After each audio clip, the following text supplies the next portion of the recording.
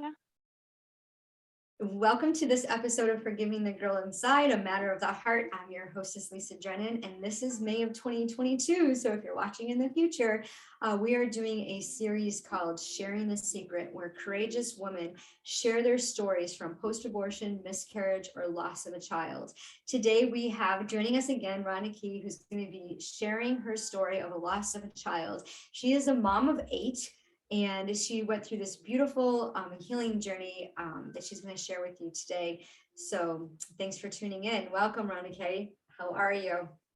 I'm good, Lisa. Thanks for having me back. Yeah, absolutely. Thank you for sharing your story so willingly too, because I know it's sometimes we stuff things and like I'm not telling anyone. Thus sharing the secret.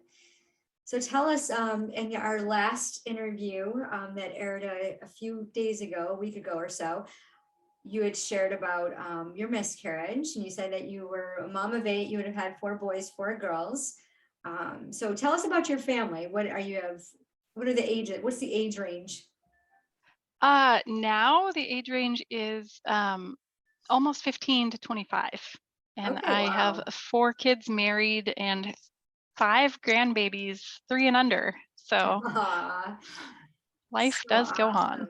awesome. Yeah, so awesome. So the child that died, tell us about him. Oh, he's a boy, right? Yeah, yep. His name was Cameron Scott. He was my second son. I got married when I was 18 and lost Cameron when I was 20. His older brother Morgan was 19 months old. He died in his sleep.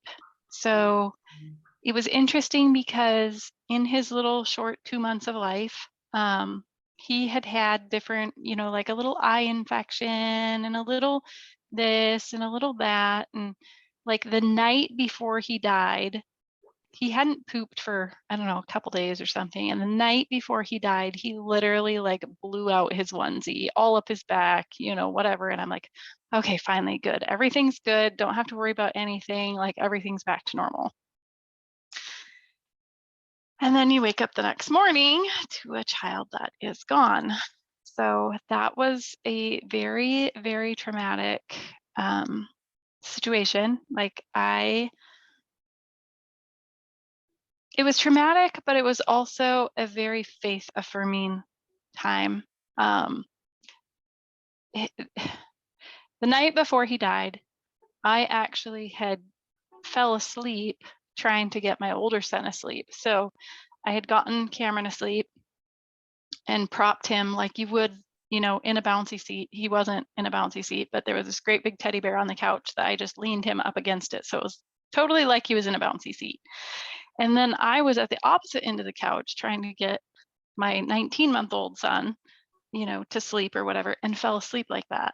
Well, their dad woke up pretty early in the morning to get to work. And so he came out into the living room, and the first thing I heard was, "Why does he look like that?"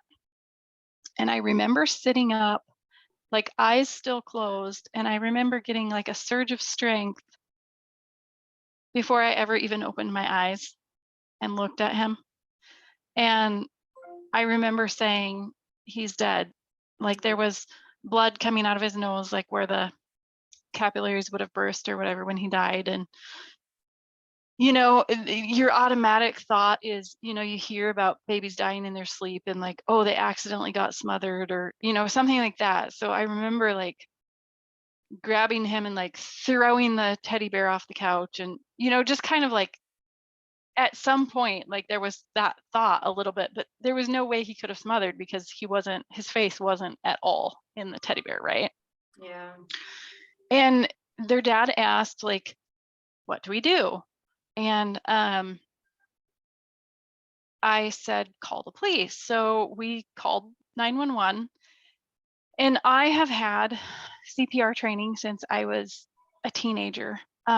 My parents had some foster kids.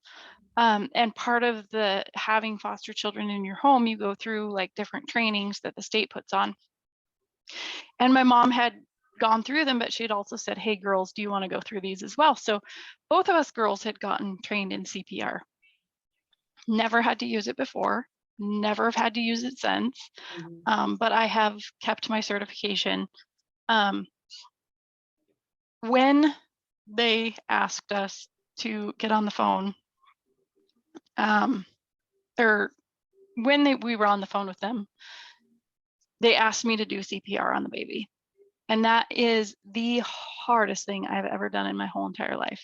I mean, up until a couple of years ago, and he died in 1998. So we're talking, it's been many years. Yeah. Up until a few years ago, I cried every time I was in CPR class. And anytime anyone in CPR class would say something about like, oh, you'll probably never have to use it, blah, blah, blah, but it's good to know, I would stand up and say, I'm sorry, you may have to use it. And likely if you do have to use it, it's going to be on somebody you know and love. And it's going to be the hardest thing you've ever done in your whole entire life. And the reason is because you hear your breath going in and out and you so bad want it to be theirs. Like, oh, they're breathing. No, they're not. They're breathing. No, they're not. They're breathing. No, they're not. Like it's super, super hard. Yeah. I still have tears. Yeah, Yeah. I'm just visualizing you doing that and how hard and But the interesting part, like I feel like God was preparing me before he died in really random ways. When I was pregnant with him, and I didn't even connect these dots like until later. I had a really good friend, Cameron, when I was a child, going to school, elementary school, and I had one of my favorite uncles, Scott, had passed away. He had drowned when I was 9. So both of the names had meaning to me when we named him, but I didn't really think about it until after. So when I was pregnant with Cameron, I would have these really random, weird dreams. And like one of them was that I had gone to my church and was going there for my friend Cameron's wedding, who wasn't even like, he wasn't even somebody that went to my church or goes to my church. And all of a sudden somebody was like, fire. And, just really random dreams like that. Well, then we lived in a trailer home on some property because we were going to build when Cameron was born and died. And before he died, the smoke detector alarm had gone like dead. So I had it on my list, like smoke alarm battery. And I was like, sure that if I didn't get that battery, the trailer was going to burn down and one of my kids was going to die. Like I just had this feeling like if I didn't get that battery, that was going to happen. And trailer homes, by the way, like burn in like 5 minutes or something. So it was a relevant fear. Like, yeah, you want to have a battery in your smoke alarm, but it was just random that it had come up like that strong at this time. And then the morning he died, we called, or the 911 asked if there was anybody that they could call. And so we had them call, both of our sets of parents, so would have been grandparents to baby Cameron. And then my best friend who lived like right down the road, who was going to be Cameron's godmother and godfather, we had them call them.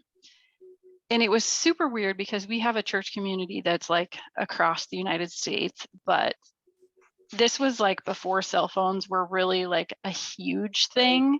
Yeah. And we got a call from somebody in Wyoming who had heard from somebody down the road in like before an hour had even passed. Like it was crazy how word travels. But anyway, they called my friend. They were sleeping. She sent her husband over. Her husband went back home and got her. And later she told me that when she got woke up, she had been having a dream that her baby was in the house next door and that there was a fire. Oh, wow. And then it was basically would have been her godchild who had died. So there was like all these little like random things that were just kind of like prepping us for being like that he was gonna be gone, you know? Yeah.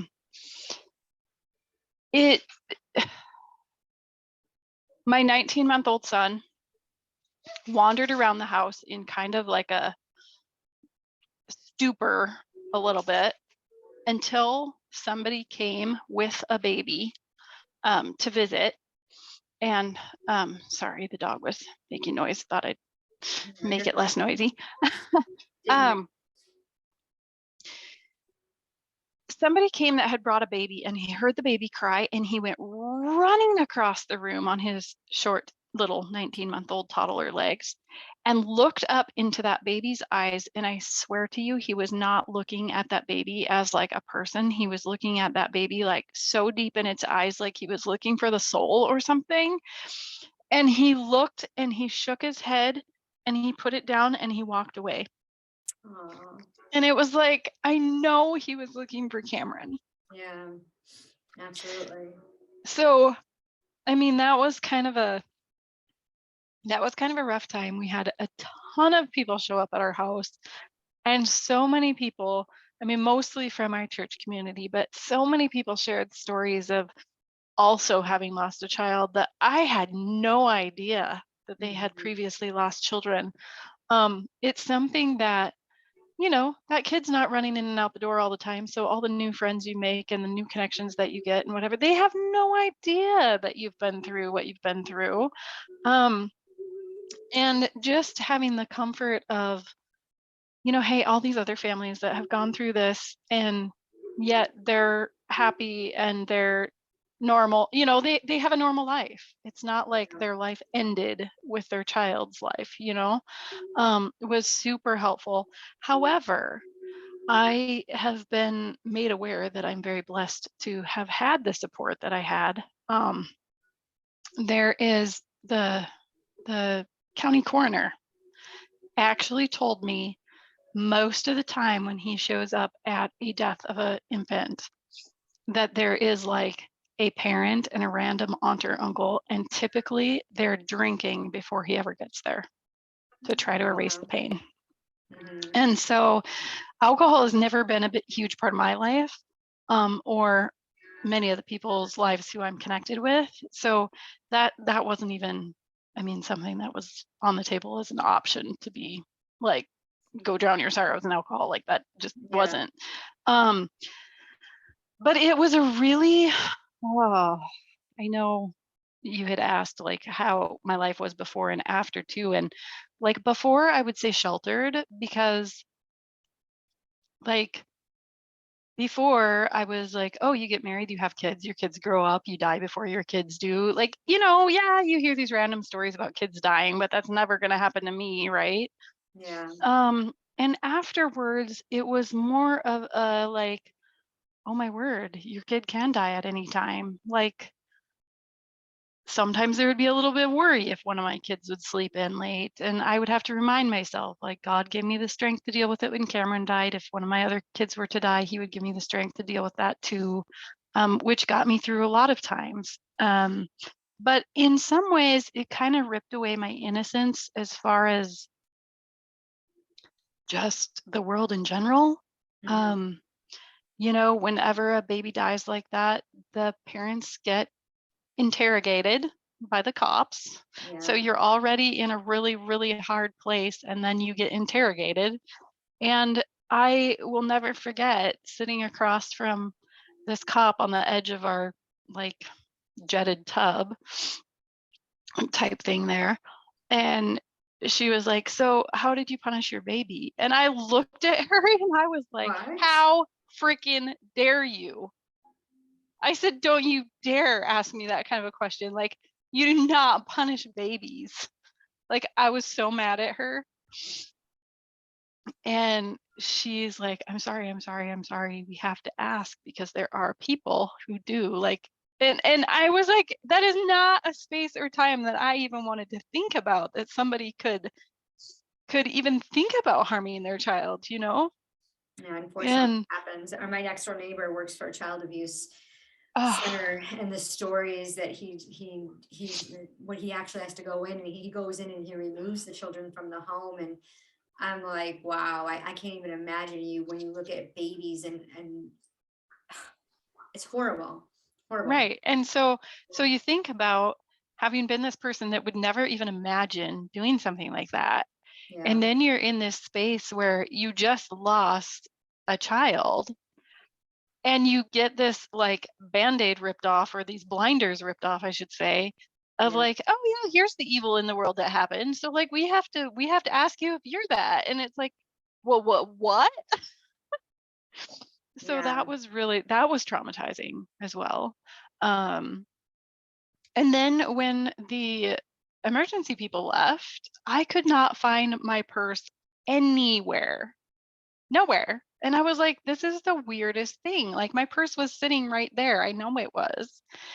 And so somebody had called, like they were like, well, it could have gotten like scooped up in somebody's stuff or whatever. And so they called, and I believe it was the fire department that had my purse. But I'm like, my purse does not look like medical equipment. I'm Yeah. sorry. You don't And take what was that somebody's all about? purse. Yeah. Right. And we never did figure out exactly what the deal was with it. And I think the only thing I had in there was like my songbook from church. So I'm like, you know what? Maybe they needed it more than I did. But Yeah. but just, all the kind of little pieces of like taking away my innocence. Like I would never even think of not allowing an emergency person in my home, or worry that they took something. You know what I mean? Right. Like Yeah, all these it's little bizarre. things, and it was like at such a traumatic time. Oh, you went mute. There we Sorry. go. Yeah, that is very strange. And then to have to deal with that, and then on top of everything else, it's like, what? Like, how long did they end up doing an autopsy, or did they So end they up? did. And then they asked me, this was the other thing that was kind of traumatizing.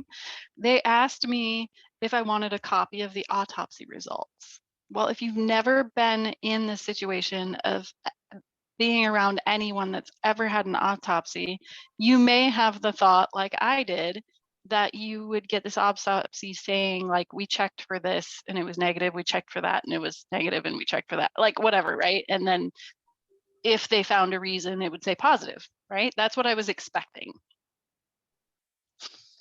So I get this envelope in the mail, open it up, realize it's the autopsy results. And I kid you not, Lisa, it was a detailed handwritten report of like step by step how they do the autopsy. Oh, Like cut wow. open this, remove that. I maybe read the first sentence and realized what detail it went into, and I literally put it back in the envelope and stuck it away with his stuff, and I've never looked at it since. Like I couldn't. Yeah, I don't want to know that. yeah. But Wow. Yeah, that's powerful. That's a lot of information to absorb, especially when it just happened. Um, and just, for any of you that might be listening to this in the future, like if you do have that opportunity to get an autopsy report on somebody, know that it's going to be very detailed, and only read it if you're prepared to yeah, to yeah, hear all that. yeah, exactly. Definitely have to be at a different step of the grieving process, the healing process. Yeah. But that's definitely the key, is to grieve and to heal it. 'Cause I know some women who have lost children don't want to talk about it, and they don't want to share any of the intimate thoughts that you've shared with us. So I really appreciate you opening up your heart and sharing with our audience, and being so courageous, because I'm sitting here getting chills. I can't even imagine, looking at my child at that age. I had a friend who, so my oldest is 36. I think she had a baby maybe 3 or 4 months after I did. and her baby died of SIDS. And she woke up and, you know, she had gone through something similar that you did with the questioning and all of that. And she never talked about it, but I can't even imagine waking up. And I have a granddaughter, and, you know, like, always praying for her, and, like, you know, my son and his wife. But I can't even imagine just walking in to a room, into the baby's room or wherever the baby was sleeping. And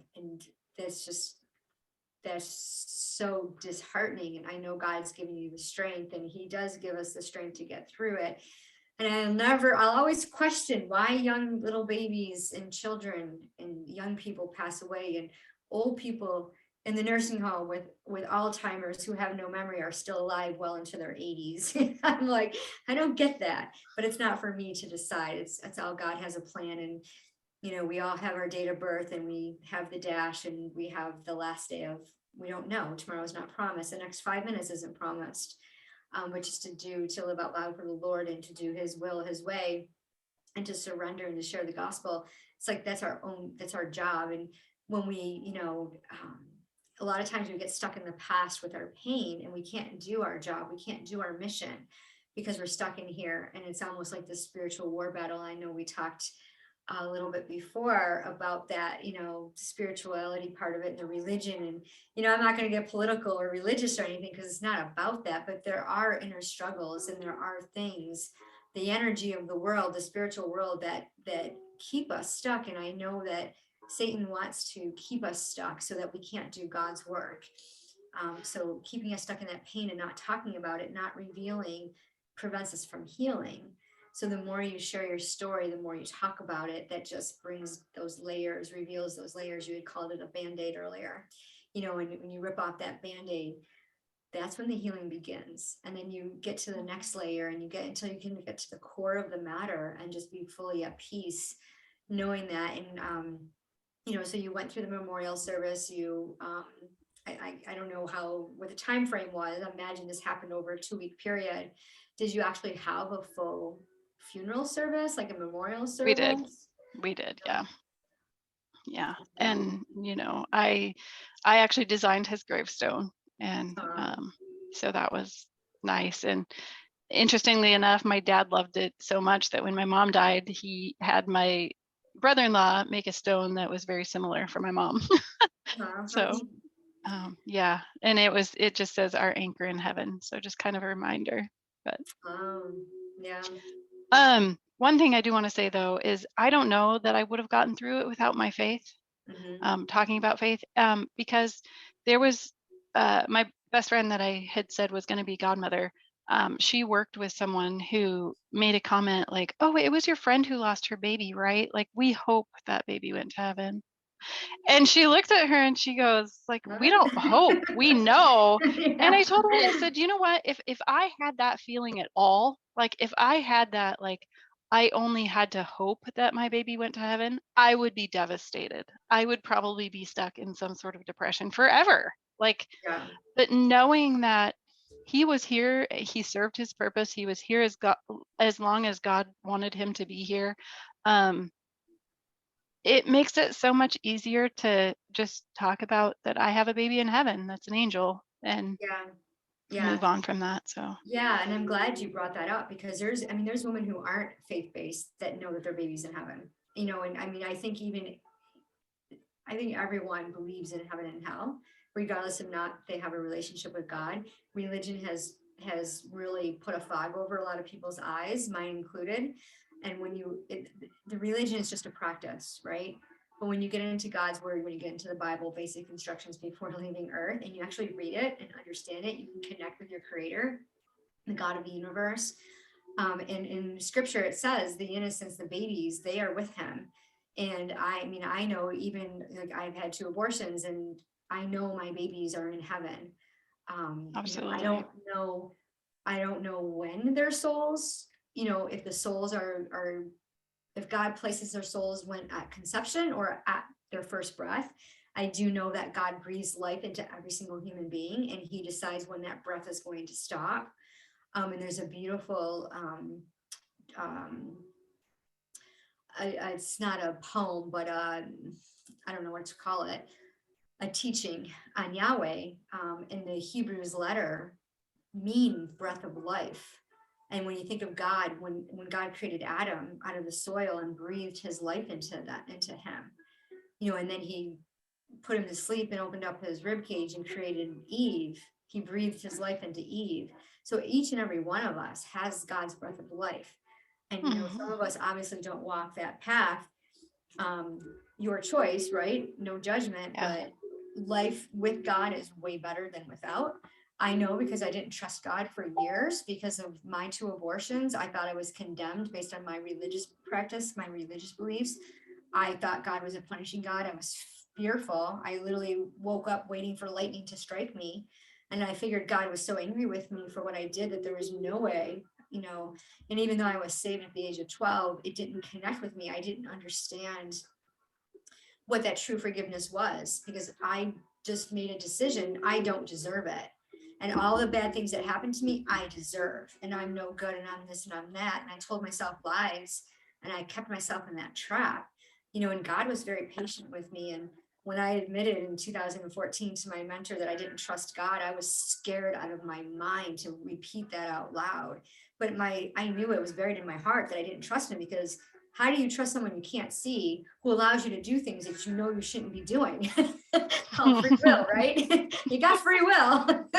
And it's just, Parenting. I could go on for hours about this conversation, but that's not what this, we'll have to have another conversation, because I really enjoy talking to you.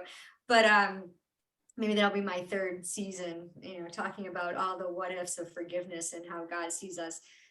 But it is incredible, and faith in God is so powerful, because when you connect with your, people call it your higher power. Well, our higher power is God. He is the universe. He's the power provider, protector, and he does give you that faith to walk you through. And we're never going to understand this side of heaven why children pass away, why little kids get hurt or killed, or like you had said. I don't like that word punish, because you're anybody who beats a baby, I'm sorry, there's something wrong with you. You got something crazy in your head going on, because this is an innocent child. It has no, and again, I won't get political, but the thought, the value, the thought process behind Roe versus Wade, it doesn't even make sense. Just like the pandemic never makes sense if you stop and think about what you're thinking. The scripture says to captivate your thoughts and make them obedient to Christ. If you stop and think about the thoughts that come through your mind that you hear from social media, from conversations, from whatever you're listening to, you have to stop and think, is that true? Does that make sense? How does that affect me? And is it feelings? And then fact find for that, because most of the things that we hear aren't true. It's someone's opinion, but we take it on as our own. And if you really think about what's behind all of it, it's like, okay, we can't fix the world. We can't fix other people. We can just draw a circle, stand in it, and fix our own selves, and ask God to change our hearts and to model for others what it's like to be humble, to be faithful, to be graceful, to receive God's love unconditionally, the way he intends, because God first loved us so we can love others. And it's like, when you think of it that way, it gives you a whole new perspective. But we can change the world one person by a time. Yeah. And, that whole thought process about people dying young and old and, everywhere in between, in one sense, it makes a lot of sense, just because, if everybody knew they were going to live for exactly 75 or 80 years, or until they had XYZ and health problems or whatever, like if they knew the exact minute that they were going to die, why wouldn't they do just whatever they wanted with their life and party and play and, basically walk in the world, as per se? Like, why wouldn't they do that? And then just, I'm just going to make it all right before I die. Yeah. Right. Yeah. So if we want people to live a godly life, part of it is not knowing when your time is going to be. Yeah. And just living for today. That's why it's the present. It's the present. It's a gift. The past you can't change. You can view it differently and reap the good from all things, because God says you give thanks in all circumstances. We can't pick and choose, but to look for the good and how that helps us grow. And we don't know what's going to happen in the future, but if we're working for today and we're present, and we live and walk by faith, and we love people, love God, love people, love others, that's a beautiful mission for all of us. And that is what we're called to do. And sometimes I'm not lovable. sometimes I'm not a very lovable person, but I'm forgiven. And that's Yeah. that's the blood of Christ. And, by his Yeah. stripes, I'm healed. And the beauty of that, I mean, I've known God my whole life. My parents, my family was very Catholic, very religious. We went to church every single day. I said the rosary. I did all the things that we thought we were supposed to do. And I now know that it's not the works that we do, but it's the faith in our heart and connecting with the Lord through scripture. That's God's love letter to us. And if you want to get to know somebody, we always talk about know, like, trust. Well, like, trust God by communicating with him through prayer, reading his Bible, connecting with fellow believers, and really understanding what he wants you to do. And I've told God no so many times, like, I'm not doing that. Get somebody else. Forget it. I'm not the girl. And God's like, yes, you are. And he keeps tapping me. And I'm like, oh, I don't want to do that, Lord. I want to do something else. I want to make it easy and fun. And he's like, yeah, no, I equipped you. Just keep doing, be consistent. And it's an amazing journey. And I know we all have our story. And, I was turned to unhealthy coping mechanisms from my choices, and didn't think I was worthy of grieving the loss of my two children because I chose it. And because I chose it, I deserved everything I got. And that mindset is just Satan keeping you from knowing the Lord and who he is and how he is forgiving and loving. And when you know that, no one can take that away from you. The joy it doesn't mean your life is perfect, but man, the joy in your heart does bubble over, and the peace is beyond understanding, because it's just, you're in awe. You're like, wow. So I no longer fear walking down the street waiting for lightning to hit me. That's good. And I fully trust God. In 2014, when that mentor asked me that question, and I said it out loud, and tears streamed down my face, and I waited, and I thought, okay, God's not mad at me. This is cool. It was the beginning, the true beginning of my healing journey, because I was able to reveal that source of pain of why I didn't trust God, and why I wanted to trust God, but I was so scared, and now I fully trust God, and I fully trust myself to make the decision that I know are in alignment with God, even when somebody questions me, because that's people are a whole nother separate conversation. We won't go there with the people. Oh, funny. Thank you so much for just sharing your stories with us and your details. And if you could give advice to somebody who's been in that situation, what would you say to them? Well, I've been through different types of loss other than just losing children. And so I've kind of made it my life mission to really work with people on getting past that, and, finding their dreams and their purpose beyond loss and life altering transitions in their life. So I would say, if you have experienced the loss of a child, be really open to that is what was meant to happen. If it wasn't, it wouldn't have happened, even if it's in an awful manner. I mean, we've heard of people that have gotten murdered. We've heard of all kinds of different awful things in this life, and how people have lost someone, right? And I just invite you to say that if God didn't have a purpose for them leaving at that time, it would not have happened. Maybe it could have been in a nicer manner, but it wasn't. And whatever that purpose was, and whatever that was served, like you said, we may not know this side of heaven, but you're still here. And there's still people that rely on you, and rely on you fulfilling your purpose, whether it's other children, whether it's a spouse, whether it's extended family, whether it's a complete stranger out there that just needs to hear your story and hear that you were able to move on so that they can. There is some reason you're still here. Even those 89-year-old women that are in nursing homes that say, I don't know why I'm still here, there's still a purpose for them, or else they would not be here. So I really invite you to just have that, get okay with that feeling of things do happen for a reason, and you have a purpose. Find your dream and keep moving forward in this life so that you can find those answers. on Yeah. the other side. That's beautiful. Well, thank you so much.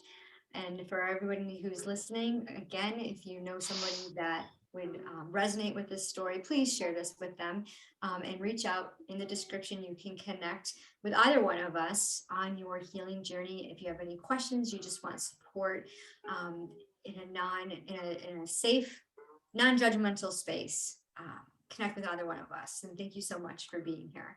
Remember, it's all a matter of the heart.